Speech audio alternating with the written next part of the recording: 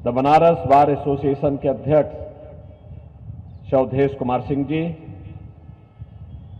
कमिश्नरी bar association के अध्यक्ष Shri Ravishankar Tripathi ji, cell tax bar association के अध्यक्ष Shri Pramod Ram Tripathi ji, income tax bar association के अध्यक्ष श्री प्रकाश गुप्ता जी, सदस्य बार काउंसिल उत्तर प्रदेश हरिशंकर सिंह जी, सदस्य बार काउंसिल अरुण कुमार त्रिपाठी जी, सदस्य बार काउंसिल श्री विनोद कुमार पांडे जी, सदस्य बार काउंसिल प्रशांत सिंह अटल जी, मंच पर उपस्थित the central bar association Banaras के महामंत्री श्री सुरेंद्र नाथ Pandey ji, the Banaras bar association के महामंत्री कमलेश सिंह यादव जी, और यहां पर आज के अधिवक्ता समुदाय के साथ उपस्थित यहां पर मेरे सभी अधिवक्ता बहनों और भाइयों, ये मेरा सौभाग्य है कि दुनिया की सबसे पवित्र आध्यात्मिक और सांस्कृतिक नगरी काशी के अपने अधिवक्ता समुदाय के आज के इस कार्यक्रम में यहां के सभी बार एसोसिएशन के संयुक्त प्रयास से, सेंट्रल बार एसोसिएशन भी है, द बनारस बार एसोसिएशन भी है, commissionary bar association, sale tax bar association, income tax bar association, इन सब के संयुक्त प्रयासों से आज मुझे आप सबसे संवाद करने का अवसर प्राप्त हुआ है। संवाद के इस कार्यक्रम में मैं सबसे पहले आप सबको हृदय से धन्यवाद देते हुए आपका हृदय से अभिनंदन करता हूं, स्वागत करता हूं। बहनों और भाइयों, हम सब जानते हैं रूल ऑफ लॉ क्या सबसे पहली शर्त होती है, कानून का राज, सुरक्षा। इस सुशासन के लिए पहली शर्त है कि कानून का राज हो, और कानून के राज के लिए सुरक्षा सबसे पहली शर्त है।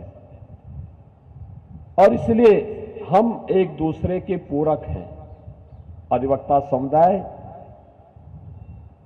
विधायिका के द्वारा बनाए गए अधिनियम को प्रभावी ढंग से उसको क्रियान्वित करने का काम करता है। और मैं बार बार इस बात को कहता हूं, जब व्यक्ति अपनों से पीड़ित होता है, अपनों से धोखा खाता है, वह भले ही अपने परिवार के सदस्य के कहने पर कहीं हस्ताक्षर न करता हो, लेकिन उसका अधिवक्ता जहां कहीं उसे हस्ताक्षर करा दे, वहां हस्ताक्षर करके एक विश्वास व्यक्त करता है। आपकी ये यूनिफॉर्म उस विश्वास की प्रतीक है, आप स्वयं उस विश्वास के प्रतीक हैं। जब एक पीड़ित आता है और उस पीड़ित को जब आप देखते हैं, तो उस पीड़ित को न्याय दिलाने की आपकी प्रतिबद्धता सचमुच अत्यंत अभिनंदनीय है, सराहनीय है। और एक गरीब से लेकर के समाज के किसी भी तबके के व्यक्ति को न्याय दिलाने के लिए आपके प्रयास जो होते हैं, उसमें लाखों लोगों को एक नया जीवन उससे प्राप्त होता है। बहनों और भाइयों, जब हम लोग आज यहां पे अधिवक्ता समुदाय के साथ बैठे हुए हैं, अधिवक्ता समुदाय समाज का एक प्रबुद्ध वर्ग माना जाता है और देश की ज्वलंत समस्याओं से इस समुदाय ने कभी भी अपने आप को अलग नहीं किया। उन समस्याओं का समाधान करने के लिए, उन चुनौतियों से जूझने के लिए, उन चुनौतियों का डटकर मुकाबला करने के लिए यह समाज समुदाय हमेशा अग्रिम पंक्ति में खड़े होकर के कार्य करता रहा। याद करिए देश की आजादी की लड़ाई को, आजादी की लड़ाई के अग्रिम पंक्ति के सेनानी कौन थे? हमारा अधिवक्ता समुदाय था। उन्होंने देश में, दुनिया में अच्छी डिग्री ली, लेकिन जब लगा कि केवल अधिवक्ता का पेशा ही मेरे लिए सब कुछ नहीं हो सकता, अपनी अच्छी खासी प्रैक्टिस एक और रख करके देश की आजादी के आंदोलन में कूद पड़े थे। तब देश की आजादी कोसों दूर थी। ऐसा नहीं था कि हमारे हाथ में हो, लेकिन उन्होंने कहा नहीं, नेशन फर्स्ट, हम अपने देश के लिए लड़ेंगे, अपने देश के लिए काम करेंगे। और उनके द्वारा जो उस समय लड़ाई लड़ी गई, उसका परिणाम था कि आजादी की लड़ाई में राष्ट्रपिता महात्मा गांधी से लेकर के सरदार पटेल से लेकर के पंडित जवाहरलाल नेहरू से लेकर के एक पूरी फेरस्त डॉक्टर राजेंद्र प्रसाद से लेकर के बाबा साहब भीमराव अंबेडकर से लेकर कौन ऐसा व्यक्तित्व है जो अधिवक्ता न रहा हो। सबका अपना एक अपनी छाप थी, एक अपनी पहचान थी। मोतीलाल नेहरू से लेकर के, मालवीय जी से लेकर के, चोरी चोरा की घटना में जब फांसी दी गई थी वहां के क्रांतिकारियों को, गोरखपुर के क्रांतिकारियों को, तो उनकी पैरवी करने के लिए कई घंटों तक उनकी पैरवी करने के लिए स्वयं मालवीय जी खड़े रहे और उनमें से बहुत सारे लोगों को उन्होंने फांसी के फंदे में जाने से बचाया था। बहन और भाइयों, यह आजादी के समय के बाद और आजादी के बाद भी जब भी देश के सामने चुनौती आई, अधिवक्ता समुदाय डट करके खड़ा हुआ। और जब लोकतंत्र के इस महापर्व में हम खड़े हों, अधिवक्ता समुदाय कहां से अपने आप को पीछे कर सकता है। और यही आह्वान करने के लिए हम लोग आए हैं। काशी 10 वर्ष में आपने बदलते हुए भारत को भी देखा है, 7 वर्ष में बदलते हुए उत्तर प्रदेश को भी देखा है, और पिछले 10 वर्ष के अंदर एक बदली हुई काशी, एक भव्य और दिव्य काशी, एक नव्य काशी भी आप सब देख रहे हैं। बहन और भाइयों, ये जो बदलाव है, इस बदलाव का नेतृत्व भले ही आपके द्वारा चुने गए प्रतिनिधि के रूप में भारत के यशस्वी प्रधानमंत्री मोदी जी कर रहे हैं, लेकिन इसका श्रेय तो आपको जाता है, काशीवासियों को जाता है। जिन काशीवासियों ने मोदी जी को अपना प्रतिनिधि चुन करके देश की संसद में भेजा, वे देश के प्रधानमंत्री बने। आज बदलाव का लाभ न केवल काशी, न केवल उत्तर प्रदेश, बल्कि पूरा देश ले रहा है, पूरी दुनिया ले रही है। कोई भी आज के दिन पर दुनिया के अंदर संकट आता है, दुनिया आशा भरी निगाहों से भारत की तरफ देखता है, मोदी जी की तरफ देखता है। आज देश की सीमाएं सुरक्षित हैं। अब वो दिन गए जब सरकारें कहती थी आतंकवाद तो सीमा पार का है। अब सीमा पार का आतंकवाद नहीं हो रहा। आतंकवाद की समस्या का समाधान, नक्सलवाद की समस्या का पूरी तरह समाधान। अब तो थोड़ी भी कहीं कोई हरकत दिखती है तो पाकिस्तान पहले सफाई देता था, कहता साहब मेरा हाथ नहीं है, मैं इसमें मेरा कोई भूमिका नहीं है। ये बढ़ती हुई भारत की ताकत है। एक नए भारत का दर्शन हो रहा है। इंफ्रास्ट्रक्चर आज भारत का देखिए, वर्ल्ड क्लास इंफ्रास्ट्रक्चर, 2 लेन, 4 लेन, 6 लेन, 12 लेन के हाईवे, एक्सप्रेसवे का संचालन, ट्रेन अब मीटर गेज की स्पीड से नहीं, बुलेट ट्रेन की स्पीड से चल रही है। नए नए उसके मॉडल आ रहे हैं, नई ब्रांड के साथ भारतीय रेल, वंदे भारत, अमृत भारत, नमो भारत के रूप में। आज आप जाके देखेंगे, आपको दुनिया के बेहतरीन ट्रेन की सुविधा आज आप भारत के अंदर इन सभी में से मोदी जी के इस नए मॉडल में से देख सकते हैं। मेट्रो की सुविधा, और काशी में तो अब देश का सबसे बड़ा रोपवे कैंट स्टेशन से लेकर के काशी विश्वनाथ धाम तक पहुंचने के लिए रोपवे का निर्माण इस वर्ष के अंत तक काशी वासियों को प्राप्त हो जाएगा। 1 लाख श्रद्धालु प्रतिदिन इस रोपवे का उपयोग करेगा।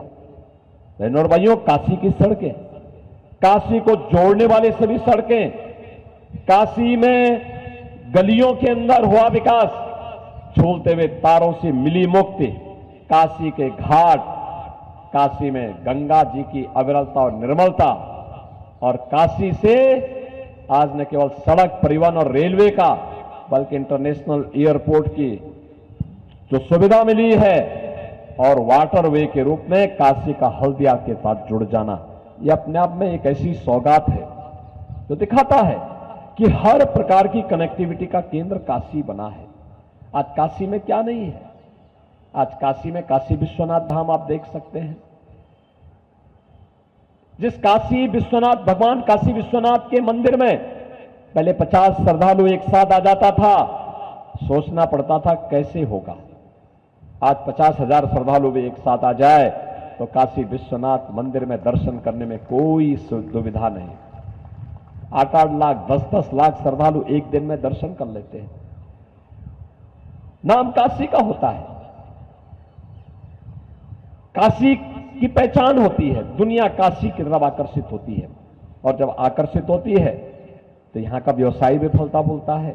होटल व्यवसाय, रेस्टोरेंट का, टैक्सी का, नावों का, दुकानों का, प्रसाद का, हर एक तबके का। और फिर काशी के बारे में जो लोगों की धारणा थी, आज उस धारणा को बदल करके एक नव्य और दिव्य काशी में कोई आता है, अभिभूत होकर के जाता है, अभिभूत होकर के जाता है। हमारा भी तो कोई अधिकार है काशी के लिए, हमारा भी तो कोई दायित्व है काशी के लिए। और बाबा विश्वनाथ की इस पावन धरा के लिए हम कुछ कर सके, इससे बढ़कर के और क्या हो सकता है। और आज वह कार्य यहां पे हो रहा है। याद करिए 2014 के पहले, 2017 के पहले काशी में क्या स्थिति थी? रंगदारी आम बात थी, माफिया हावी थे, हर कार्य में माफिया का हस्तक्षेप होता था, अराजकता चरम पर थी। कौन नहीं जानता है, यहीं के एक व्यवसायी नंदकिशोर रुंगटा का अपहरण होता है, फिरौती ली जाती है, मार करके फेंक दिया जाता है। माफिया राज था पूरे प्रदेश में, देश के अंदर आतंकवाद और नक्सलवाद हावी था। नक्सलवाद और आतंकवाद के सामने देश की सरकार और माफिया के सामने प्रदेश की सरकारें घुटना टेक चुकी थी। आज आप देख रहे होंगे नए भारत और नए उत्तर प्रदेश को, ये जो परिवर्तन हुआ है, इस परिवर्तन के वाहक आप हैं, क्योंकि आपने मोदी जी को समर्थन दिया, आपने बीजेपी को समर्थन दिया, इसलिए इस परिवर्तन को करने में सफलता प्राप्त हुई और आज उसका परिणाम हमको दिखाई देता है। काशी तो हमारी आध्यात्मिक और सांस्कृतिक नगरी है, लेकिन मुझे उन नगरों में जाने का, उन क्षेत्रों में जाने का अवसर प्राप्त होता है जहां पर पहले भय और दहशत हुआ करता था। भय और दहशत हुआ करता था हर एक तबके के लिए। बेटी स्कूल नहीं जा सकती थी, व्यापारी व्यापार नहीं कर सकता था, अगर कोई व्यक्ति घर के बाहर गया है तो भय और दहशत, परिवार के लोग इसमें रहते, पता नहीं क्या कब कौन सी घटना की समाचार आ जाए। बहनों और भाइयों, आज कम से कम हम कह सकते हैं कि राह चलते हुए राहगीर को कोई छेड़ नहीं सकता, बेटी को कोई छेड़ नहीं सकता, व्यापारी के व्यापार में कोई हस्तक्षेप नहीं कर सकता, उससे कोई रंगदारी वसूली नहीं कर सकता है। ये परिवर्तन आपकी ताकत से आज प्रदेश में भी और देश में भी देखने को मिल रहा है। और इसीलिए मैं आपसे अपील करने के लिए आया हूं, सरकार ने जो कुछ देने का प्रयास किया, ये हमारा दायित्व है, ये कोई खैरात नहीं है, ये हमारा दायित्व, हमारी ड्यूटी है। और हम लोगों ने हमेशा इस बात को ध्यान में रखा है। मैं इस बात को मानता हूं, हमेशा हम लोग इस बात को मानते हैं, भारतीय जनता पार्टी इस बात को मानती है कि समाज के हर एक तबके का संरक्षण करना, उसको आगे बढ़ाने का काम करना हमारा दायित्व बनता है। हमने देखा है, हमें भी जब कहीं न्याय के लिए जाना होता था, अधिवक्ता समुदाय के पास ही हम लोग जाकर के वह हमारी लड़ाई में हमेशा खड़े रहते थे, हर लड़ाई में खड़े रहते थे। और इसीलिए मैं जब जाता था, देखता था, उनके चेंबर को देखता था, मुझे लगता था, मैं देखता था कि भाई यह व्यक्ति दूसरों के लिए लड़ रहा है, लेकिन जब इसके चेंबर में हम लोग जाते हैं तो कितनी सुविधा के अभाव में व्यक्ति काम करता है।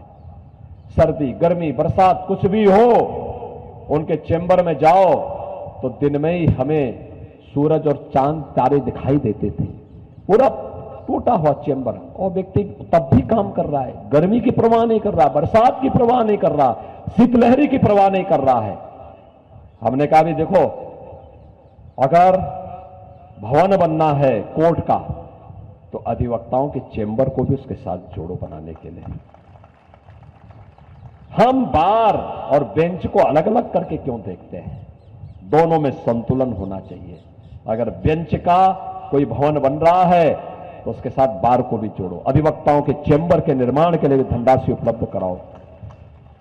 उत्तर प्रदेश में क्या हम वर्ल्ड क्लास लॉ यूनिवर्सिटी दे सकते हैं?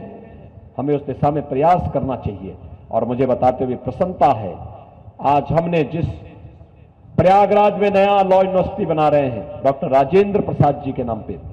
वह लॉ यूनिवर्सिटी हमारा प्रयास है, उसका विजिटर देश सुप्रीम कोर्ट के मुख्य न्यायाधीश हैं और हमारा प्रयास है कि हम उसको ऐसा लॉ यूनिवर्सिटी बनाएं जो मानक बने देश के लिए, जिसमें हम अच्छे अधिवक्ताओं की एक टीम वहां के माध्यम से पैदा करें, वो एक मानक बने, एक स्टैंडर्ड सेट करें। अधिवक्ताओं से जुड़े हुए बहुत सारी समस्याएं आती थी और पीड़ा भी थी, होती थी कि आखिर इस समस्या का समाधान कैसे होगा। यही नीलकंठ तिवारी मेरे साथ सहयोगी मंत्री थे और मैंने इनसे कहा, मैंने कभी इन समस्याओं को कलेक्ट करो। और फिर क्योंकि बार एसोसिएशन के पदाधिकारी के रूप में, सबसे युवा पदाधिकारी के रूप में उन्होंने यहां बार में काम किया, तो उनके पास जानकारी भी थी। उन्होंने कहा कि अगर अधिवक्ता निधि को हम 1.5 लाख से 5 लाख कर लें, हमने कहा एकदम करना चाहिए। 1.5 लाख में क्या होगा आज के दिन पे, इस राशि को बढ़ाना चाहिए। फिर पैसा हर साल न देना पड़े, कैसे होगा?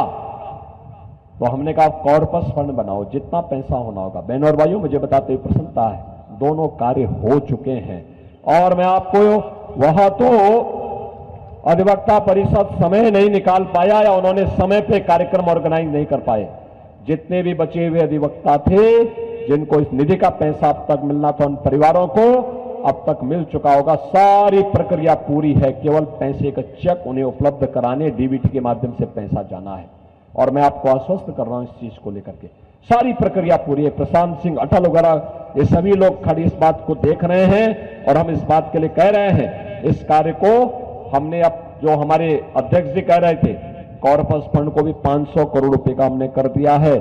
अब यह इसी के ब्याज से इतना पैसा आएगा कि आपको कहीं कोई समस्या नहीं होगी, किसी अधिवक्ता को कोई समस्या नहीं होगी। हम लोगों ने इससे अब तक बहुत सारे लोगों को इस माध्यम से, इसके माध्यम से जो हमारे पास आया था, वर्तमान में जो इसके लिए हम लोगों ने अब तक जो कार्रवाई प्रारंभ की है, यहां पे 2751 आश्रितों को 127 करोड़ 81 लाख 50 हजार रुपए का भुगतान हम लोग अब तक कर चुके हैं। और वर्तमान में सहायता के लिए जो 456 आवेदन हमारे पास आए हैं, उनमें 22 करोड़ 26 लाख रुपए ये फाइनल कार्रवाई हो चुकी है। ये पैसा केवल उनके अकाउंट में जाना है। और 336 नए आवेदन आए हैं, इनके लिए भी 1680 लाख यानी 16 करोड़ 80 लाख रुपए स्वीकृत किए जा चुके हैं। ये प्रक्रिया भी हमारी आगे बढ़ रही है। इसके साथ ही हम लोगों ने 17-18 से अब तक कुल 3505 अधिवक्ताओं को 66 करोड़ 45 लाख 89,926 रुपये का भुगतान अब तक हम लोग कर चुके हैं, जो अधिवक्ता समुदाय को जाना चाहिए था। इसी प्रकार से जो उत्तर प्रदेश अधिवक्ता सामाजिक सुरक्षा निधि योजना के अंतर्गत मृत्यु दावे के रूप में 2017-18 से अब तक 1872 मृतक अधिवक्ताओं के आश्रितों को भी 14 करोड़ 75 लाख 22,112 रुपये का भुगतान अब तक उन सभी समुदायों को किया गया है। हमारे युवा अधिवक्ताओं के लिए 3,758 युवा अधिवक्ताओं को 3 वर्ष के लिए पुस्तक एवं पत्रिका आदि क्रय के लिए अब तक 1 करोड़ 60 लाख का वित्तीय सहायता स्वीकृत करके उनको उपलब्ध कराया जा चुका है। जो मैं कह रहा था, अधिवक्ता समुदाय के लिए चैम्बर निर्माण के लिए, इसमें झांसी, सुल्तानपुर, वाराणसी, प्रतापगढ़, संत कबीरनगर, सिद्धार्थनगर, देवरिया, बलरामपुर, गोरखपुर, यहां पर पैसा हम लोग स्वीकृत कर चुके हैं। पैसा हमने वहां से रिलीज भी कर दिया है। और अधिवक्ता चैम्बर के निर्माण के लिए प्रयागराज को 11 करोड़ 31 लाख, कासगंज को 5 करोड़ 25 लाख, लखनऊ को 4 करोड़ 88 लाख, श्रावस्ती को 4 करोड़ 85 लाख यह धनराशि अमुक्त हम कर चुके हैं। और उच्च न्यायालय में भी हम लोगों ने 10,000 अधिवक्ताओं को बैठने के लिए एक मल्टी लेवल पार्किंग कम एडवोकेट चैम्बर वहां पर बनाने की कार्रवाई प्रारंभ की है। और इसके लिए हम लोगों ने 608 करोड़ रुपए स्वीकृत करके इसको हाईकोर्ट, प्रयागराज हाईकोर्ट में हम लोगों ने इसके लिए स्वीकृत किया है। बहनों और भाइयों, ये सभी कार्य जो प्रदेश के अंदर समयबद्ध तरीके से आगे बढ़ाने की कार्रवाई चली है, मोदी जी ने जिस सुशासन की नींव 2014 में रखी थी, उस सुशासन की पहली शर्त होती है रूल ऑफ लॉ, और रूल ऑफ लॉ के लिए आवश्यक है सुरक्षा का एक बेहतर वातावरण। आज उसको प्रदेश के अंदर हम लागू करने के लिए पूरी प्रतिबद्धता के साथ लगे हैं। और आज मैं आप सबके बीच में इसीलिए आया हूं कि आप, वैसे भी आपने पहले से तय किया है, आप सभी लोग हमेशा यहां पर देश के लिए, समाज के लिए अपने आप को समर्पित करने वाले समुदाय में से हैं। मोदी जी आपकी प्राथमिकता में है और मोदी जी की प्राथमिकता में आप हैं। इसलिए मैं आपके पास आया हूं आपसे अनुरोध करने के लिए। आजादी की लड़ाई में अधिवक्ता समुदाय ने देश को अपना पूरा समय दिया था, अपनी प्रैक्टिस रोकी थी। उन्होंने कहा था ये बाद में नेशन फर्स्ट, और नेशन फर्स्ट के उसी अभियान को लेकर आज मोदी जी चले हैं। एक तरफ नेशन फर्स्ट है, दूसरी तरफ फैमिली फर्स्ट के लोग हैं। बहनों और भाइयों, मैं आप सबसे अपील करूंगा, अब तक 6 चरणों के चुनाव संपन्न हो चुके हैं और 7वें चरण में काशी में भी हम लोगों को अपने मतदान को उपयोग करना है।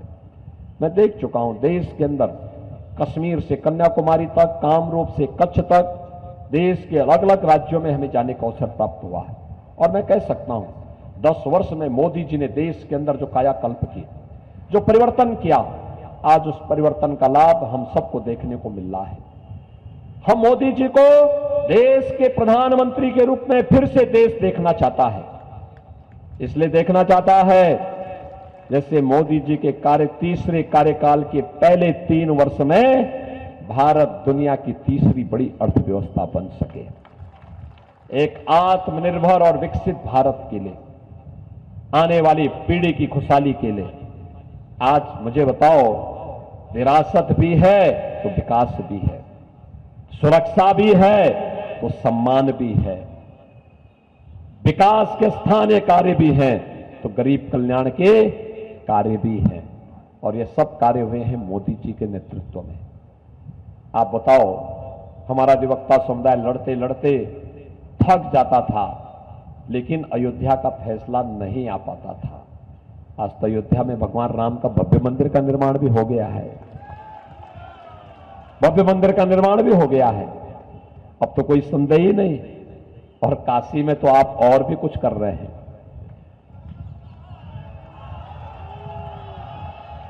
और काशी की देखा देखी मथुरा में भी शुरुआत हो चुकी है। ये नए भारत का नया सांस्कृतिक पुनर्जागरण है। गुलामी के अंशों को सर्वथा समाप्त करेंगे और विकसित भारत का निर्माण करेंगे। और विकसित भारत के लिए देश की आवाज के साथ हम सबको जुड़ना होगा। और देश की आवाज है फिर एक बार मोदी सरकार का।